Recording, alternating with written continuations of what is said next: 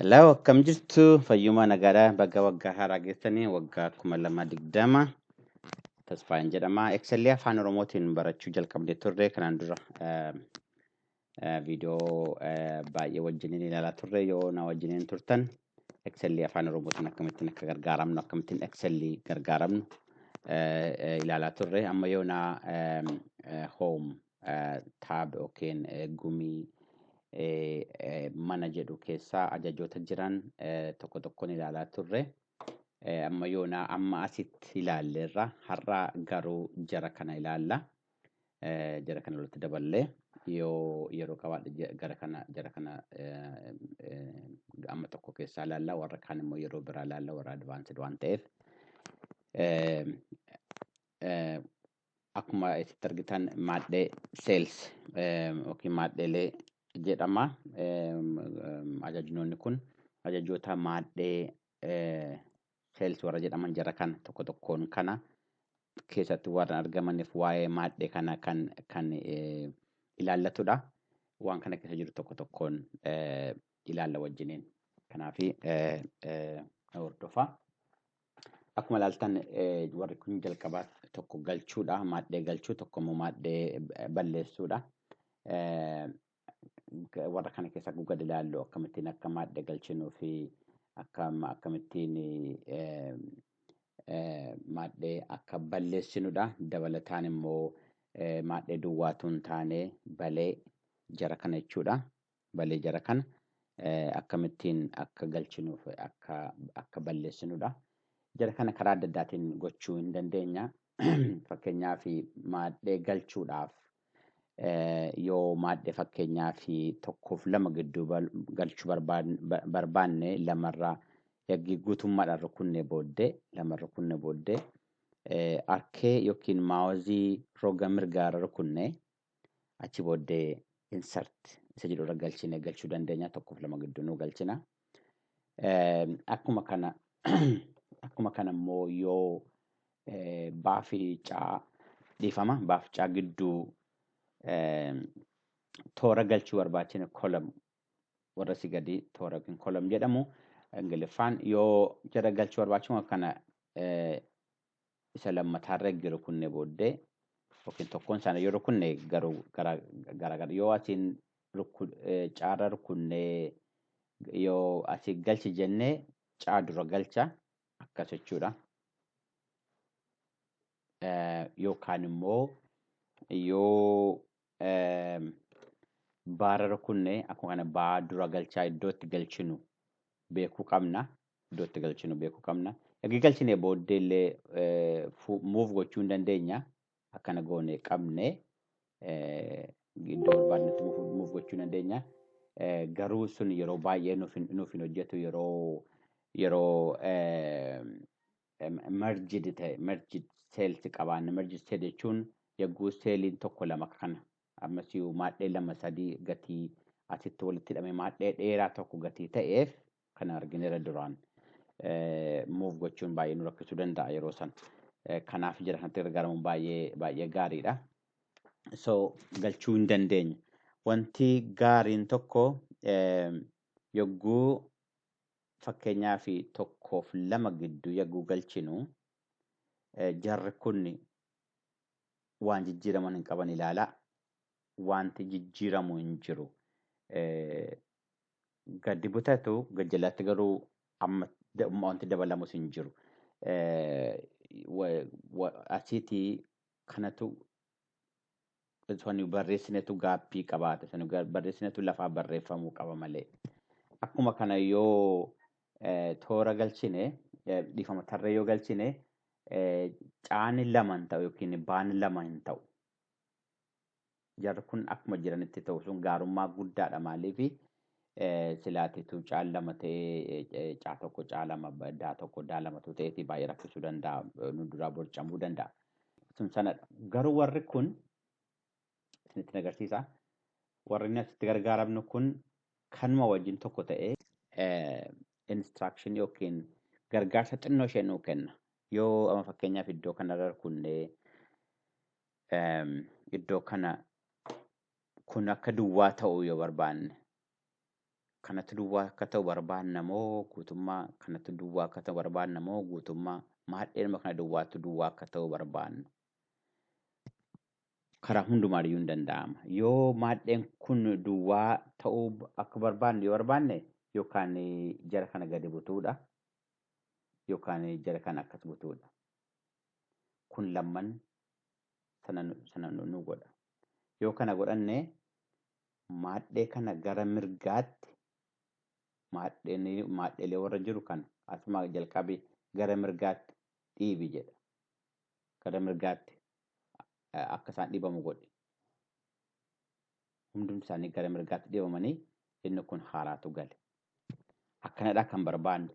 Moo maadhee kana gara gadiitti asii gadi jara kana hunduma isaanii asii gadi dhiibiitii maadhee haaraa kas galchi jedha.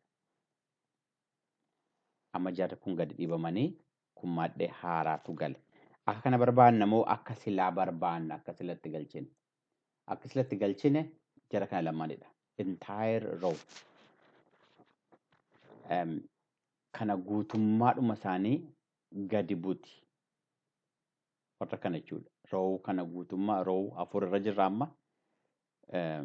Kana hundummaadhuma isaa gadi butiitii akka silaa tokko galchi. Kodhiifama. Iddoo intaan irra rukute. Kanatti gadi dhufuun irra ture. Kana hunduma gadi butii achitti toora guutuu galchi. Akkana jechuudha. Kana silaa akkana rukunne galchine wajjin wal fakkaata jechuudha. Moo kanatti dhufa. Kanaan moo yookaan immoo jara kana guutummaadhumaan gara tokkotti dhiibiitii kan biraa tokko galchi. Akkuma sila laalle jechuudha. Bakka jirurraa gara bitaatti kan biraa galchine jechuudha. Akkuma asirra rukunnee akkuma insert jennee kan biraa akka galchaa turre wal fakkaachuu danda'a. Kana malee akkuma ammaa asirratti argaa turtan yoo as jiraattan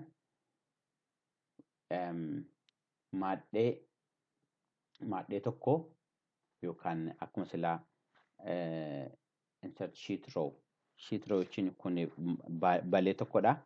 Kan balee tokko guutummaadhuma row kan biraa galchi jechuudha. Inni isuma silaa asirra rukunnee arganne wajjin wal fakkaata ilaala. Kan biraa galee jechuudha waan biraa miti. Kun ammas kolomii galchuu dandeenya yookiin tarree warra asii gadi kana galchuu dandeenya akkuma kana. Akkuma silaa asirra mirgaan rukunnee galchi jechaa turre jechuudha. Dhiifama. Kunis akkuma kana delete yookaan balleessuun illee akkuma kana. Garaagarummaa insertidha wajjin hin qabu hin jiru. Mi'a ilaallu yoon kana delete godhe jedhee akkan godheen kana delete godhaa jedha. Akkan godheen kana delete godhe. Yoon kana delete godhe jara kana as fidamoo yoon kana delete godhe jara kanaan ol butamoo yoon delete godhe kana guutummaadhuma isaan balleessamoo yoon kana delete godhe kana guutummaadhuma isaan balleessaa. Akkamiin godha naannaan kun duwwaa miti jedha. So akkuma fedhii keenyaatti normaalii yoo fakkeenyaaf kana balleesse kana jara kana gara bitaatti move godhe jenne qabiyyeen keenyaa fi mata dureen qabiyyee keenya garaagara ta'a jechuudha. Fakkeenyaaf kun jijjiirama gabaanii akka daataa qabnu kanaaf jijjiirama gabaan qabudha. Yoo kun as dhufee jijjiirama ta'uu dhiiseetu tilmaama ta'a. Tilmaamni immoo tilmaama ta'uu dhiiseetu jijjiirama isa duraanii ta'a. So akkanattiin mata dureenii fi daataa nuyi qabnu garaagara ta'uu danda'a. Yoo ol bunnes akkuma kana yoo amma shift up yoo jenne kun gatii boqqolloo ta'uu dhiiseetu dhaqee gatii xaafii ta'a. Kun gatii qamadii ta'uu dhiisee jijjiirama qamadiin agarsiise ta'uu dhiisee jijjiirama garbuun agarsiise ta'a. Kanaaf hin ta'u akkanas normaali. So yeroo baay'ee kan itti gargaaramnu jara kanadha. Jara kana immoo dirqama yoo as keessa dhufuu iyyuu nurra hin jiraatu. Dirqama fakkeenya yoon kolomii kana balleessi jedhe kana filadhee akkasittiin hin balleessa. Garuu dirqama akkasuma dhufuun irra hin jiraatu. Dirqama asuma dhufeeyyuu kanarra rukutee balleessuu nan danda'a jechuudha. Kanadha kan beekuu qabnu. Jara kana keessaati. Kan biraa inni itti aanu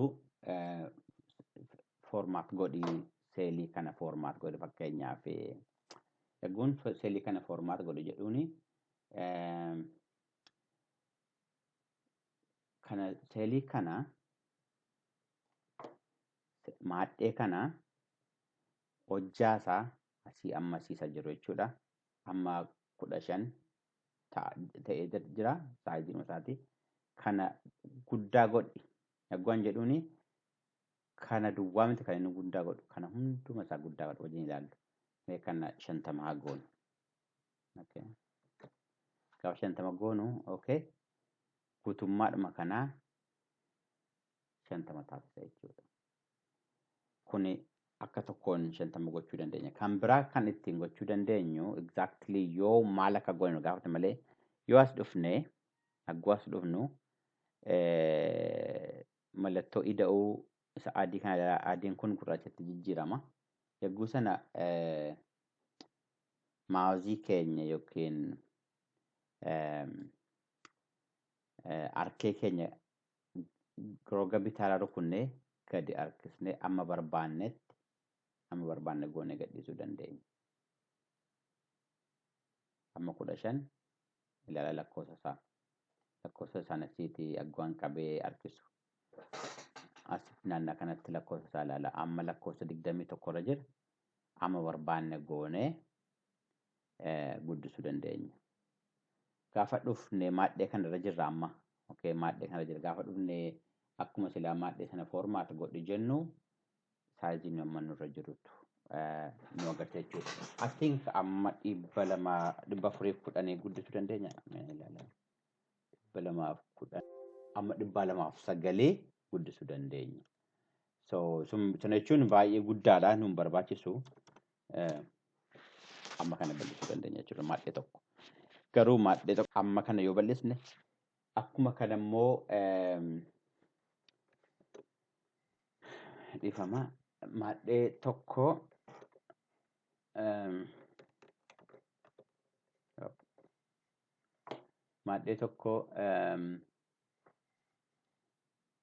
hojjaa duwwaatu hin taane garaas akkuma kana bal'isuu dandeenya. Kolomii inni kun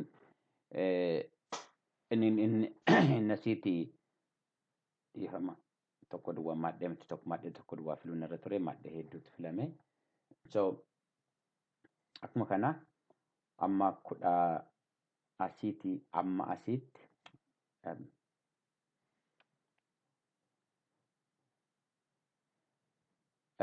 bal'inni isaa amma inni bal'atu 11:45 irra jira.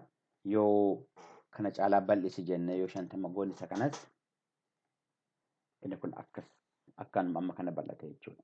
Bal'inni isaa sila hojjaa laallee amma asiitii amma asitti amma inni bal'atu ilaalla jechuudha.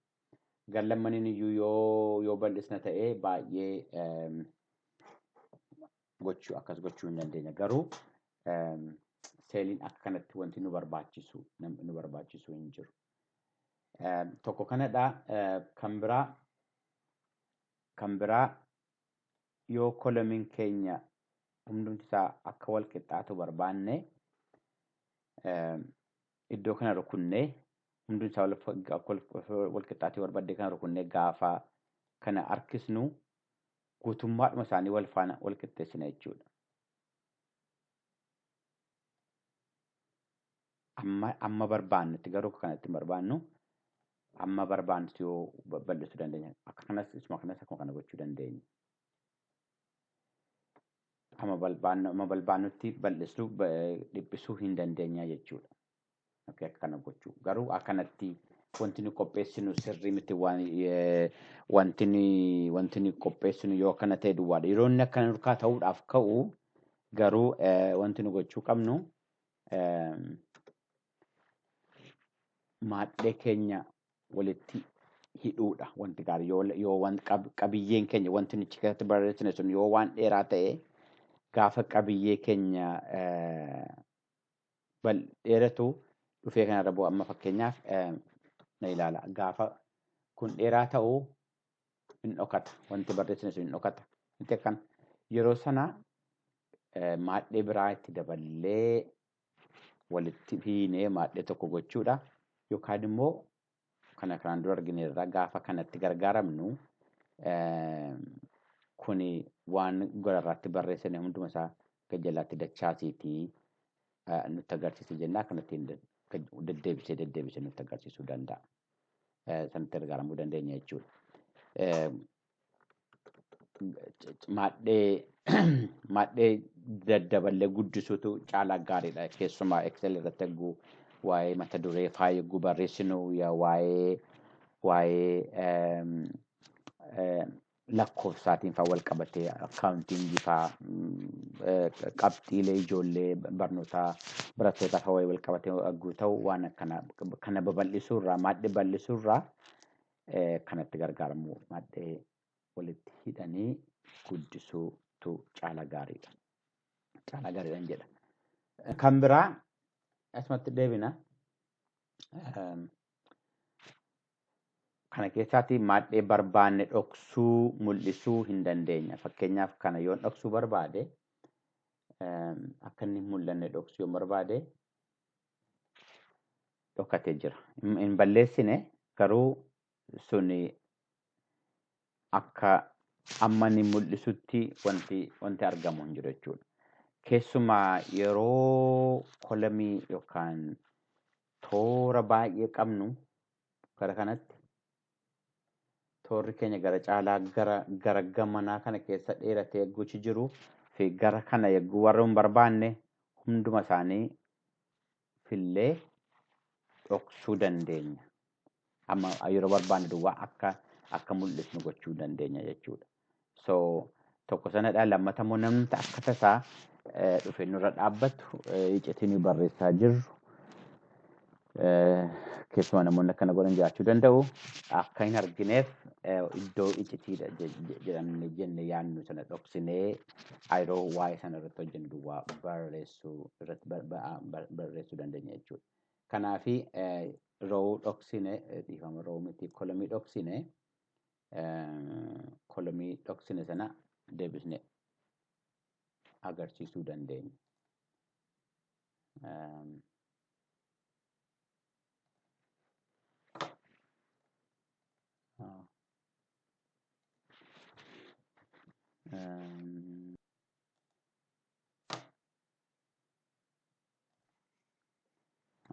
Maaliif akkana hojjenne hin beeku.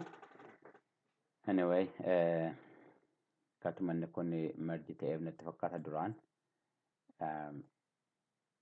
waan dhoksine sana deebisnee mul'isnee irratti hojjechuu dandeenya jechuudha.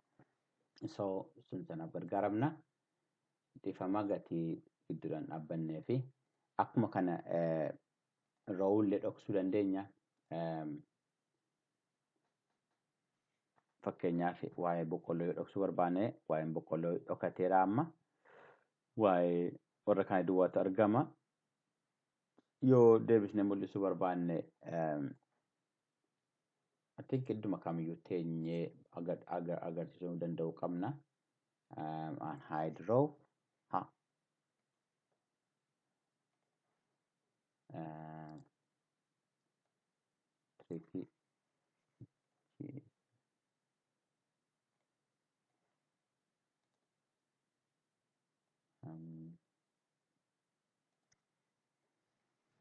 Akka barsiisaa saayinsii ta'uuf jira. Barsiisaan saayinsii jedhanii loomiin elektirikaa hin dabarsamoo hin dabarsu jedhee barsiisuudhaaf. Loomii fuudhee kilaasii galee jedhanii achi booddee baatirii fidee loomiitti kaa'ee elektirikii dabarsennaan loomiin hin dabarsu jedhe.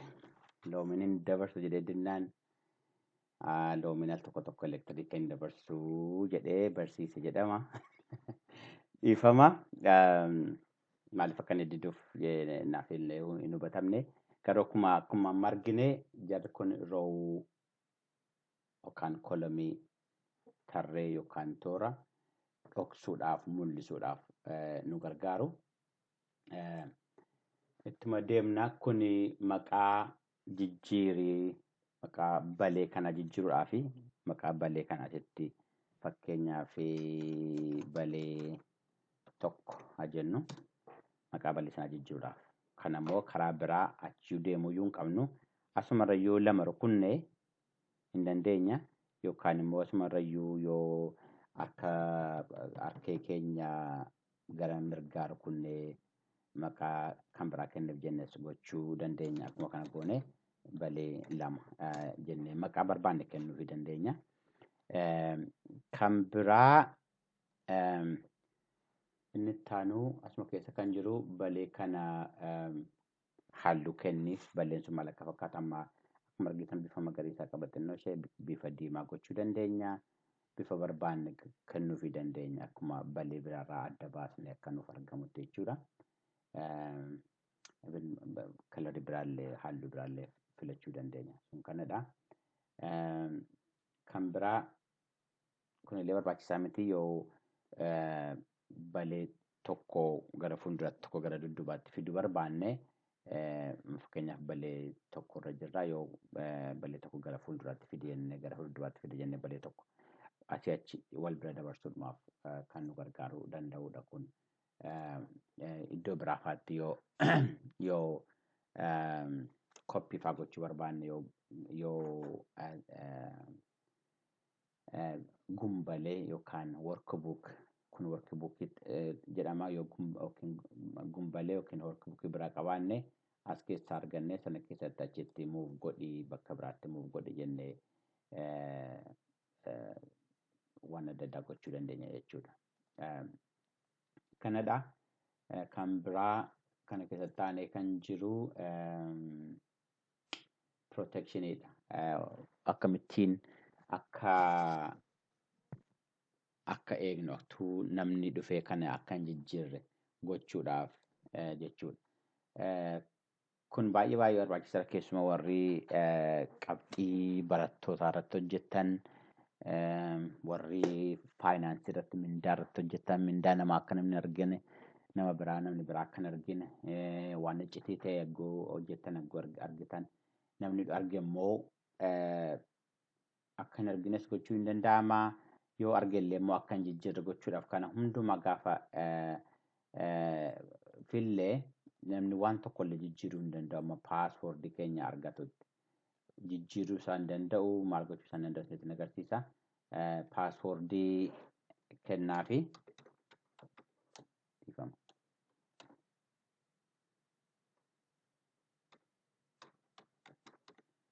irraan fedhannoo kan cufee baneen isinatti agarsiisaa yoo paaswoordii kana gaafatu eeggiin kana cufee booddee kana banuu hin danda'u jechuudha. Deebi'een dhufa yoon paaswoordii kana galche malee kanan banuu sanaan ittiin eeguu dandeenya. Amma yegguu paaswoordii kana galche jedhu paaswoordii kee dabaliitii irra deebiinaan jedha akka inni irraanfanneef. Achi booddee amma paaswoordiidhaan cufameera jechuudha. Yoon kana cufee deebi'ee banee paaswoordii koo amma galche malee banuu hin danda'u jechuudha. Sun baay'ee barbaachisaadha. Isinitti agarsiisa immoo sanammoo malee yoon wayii tokko jijjiiruuf qabaadhee sanadha. Yoon paaswoordii kana booddee hin barbaachisu jedhe yoon namaaf nan erga ta'e paaswoordii yoon erguu barbaadde dhufeen kana unprotecting godhin jedha paaswoordii na gaafata deebi'e. Paaswoordii namni biraa gochuu hin danda'u paaswoordii sana qabu duwwaatu kana gochuu danda'a jechuudha. Ammaaf gochuu hin danda'u hin barbaadu. Amma kan biraa kan isinitti agarsiisu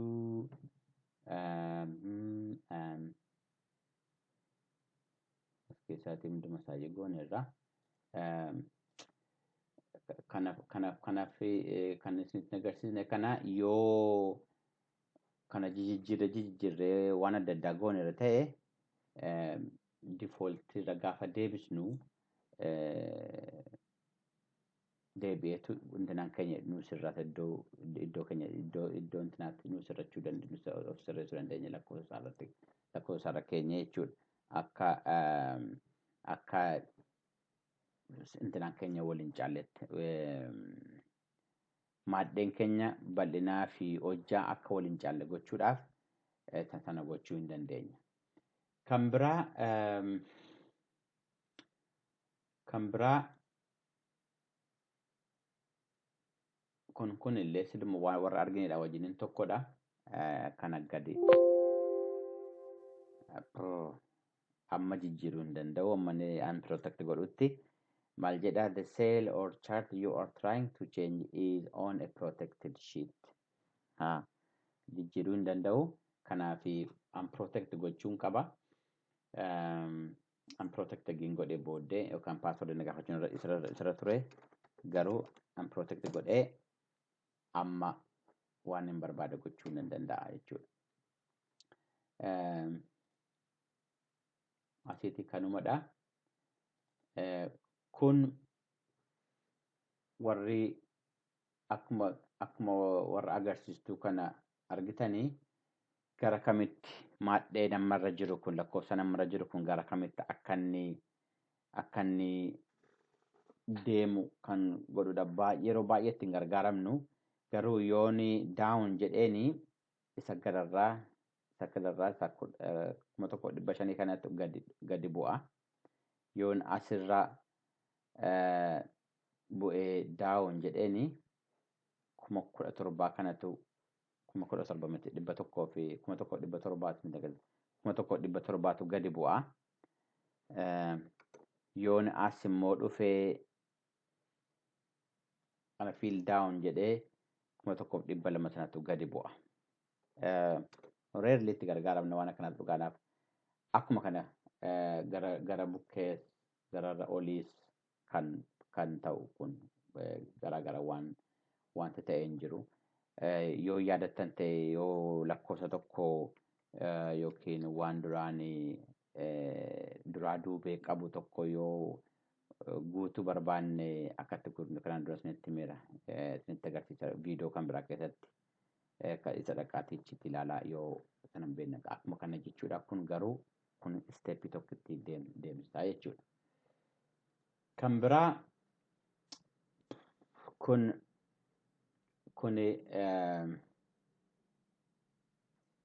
balleessuudha waliin caalu clear qulqulleessi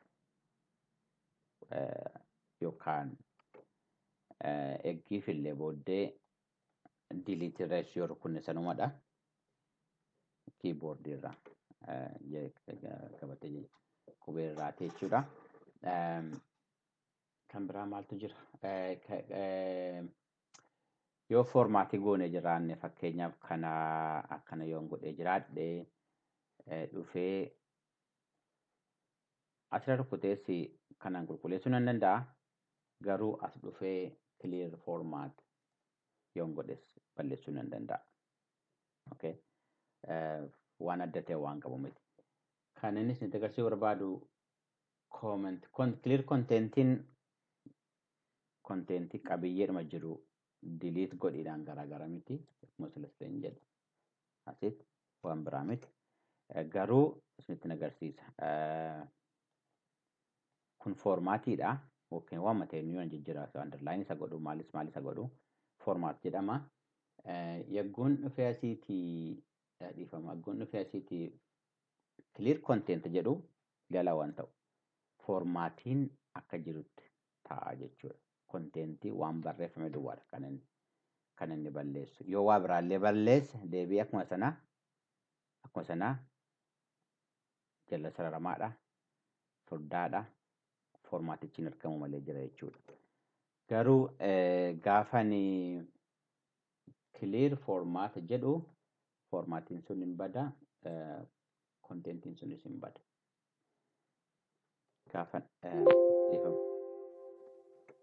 Gaafani clear format jedhu formaatiitu bada, contentiin hin bada jechuudha. Garaagarummaa isaa kanaaf sana. Clear comment kan isinitti agarsiisuu barbaadu. Yoo as dhuftanii ishee diimtuu kan argitu iddoo yaada keenya irra keenyudha. Kun yaada kooti hin argitu kun yaada kooti kan jedhu iddoo yaada koo iddoo itti barreessedha. kuni hin argamu yoo piriinti godhame illee hin argamu. Garuu sun yaadni jiraachuu isaa nama agarsiisa. Yaada galchuudhaafi harkee keenya maawuzii irraatii gara mirgaa jiru kunnee booddee insert comment akkanattiin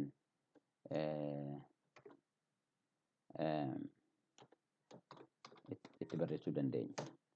Egaa sana booddee hin dhokata. Garuu karaa biraasiinis galchuu dandeenya. Fakkeenyaaf as keessa dhufnee new comment jennee sanaanis galchuu hin dandeenya. Okay? Jarri kun yaada akkamittiin akka kana kaalkuleet goone ta'uu danda'a. Fakkeenyaaf kun eessaa akka dhufe akka maaliif akkana gadi bu'aa ta'e gatiinsa gaafa sana jennee yaada keenya irratti barreessuu dandeenya. Maxaafiin maaliif gaafa sana mi'aa ta'e jennee yaada keenya itti da'uu dandeenya ta'a. Yookiin waan nu yaadachiisu tokko yoo irratti barreessuu barbaanne yaadadha. Garuu immoo dhuma irratti yoo yaada keenya akka badu barbaanne kan itti gargaaramnu jara kanattidha. Fakkeenyaaf as dhufee clear comment gaafa jedhu commentiin bada. Kanarraa akkuma kanattiin warra kaan hundumaa al tokkoonis al baay'eedhaanis balleessuu danda'a jechuudha. Clear comment. Okay? Sun baay'ee gaariidha. Kun immoo tokko immoo kan hafee hyperlink. Hyperlink jechuun yoo weebsaayitiidha wajjin walitti qabsiisamee jiraata. Fakkeenyaaf yeroo tokko sirriifan fidaa. Kanuma fudhadha. Okay. YouTube dhumarraa dhiifama. Kun hyperlink godhamee jira jenna duraan. Hyperlink akkamittiin akka goonu amma isinitti agarsiisa. Link godheen booddee linkii koo